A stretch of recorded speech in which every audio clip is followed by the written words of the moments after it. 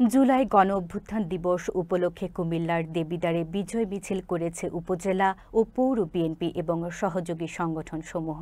মঙ্গলবার দুপুরে কেন্দ্রীয় ঈদগাহ মাঠ থেকে শুরু হয়ে মিছিলটি শহরের প্রধান সড়ক প্রদক্ষিণ করে মুক্তিযোদ্ধা চত্বরে গিয়ে শেষ হয়। সমাবেশে বক্তব্য রাখেন কুমিল্লা উত্তর জেলা বিএনপির সদস্য সচিব AFM তারেক মুন্সি।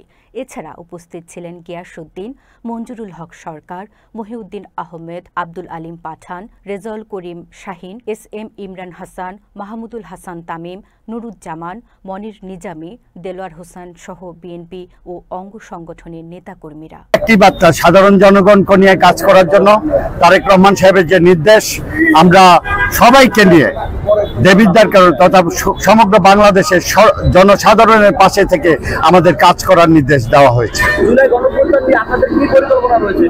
গণ অভ্যুত্থানে যারা নাকি জুলাইয়ের শহীদ হয়েছে, যারা রক্ত দিয়েছে, যারা ক্ষতিগ্রস্ত হয়েছে, প্রত্যেককেই তারেক রহমান সাহেবের পক্ষ থেকে, বিএনপির পক্ষ থেকে আমরা যথাযথ ব্যবস্থা গ্রহণ করব, যাতে ক্ষতিপূরণের মাধ্যমে বা ক্ষতিপূরণ ছাড়া ওদের দেখাশোনার দায়িত্ব আমাদের বিএনপির কাঁধে দিয়েছে তারেক রহমান সাহেব।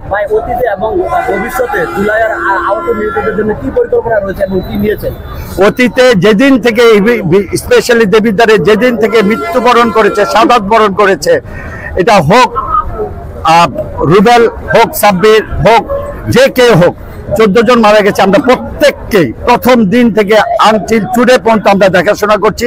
ভবিষ্যতেও পরিবারদেরকে দেখা হবে, এটাই তারেক রহমান সাহেবের নির্দেশ।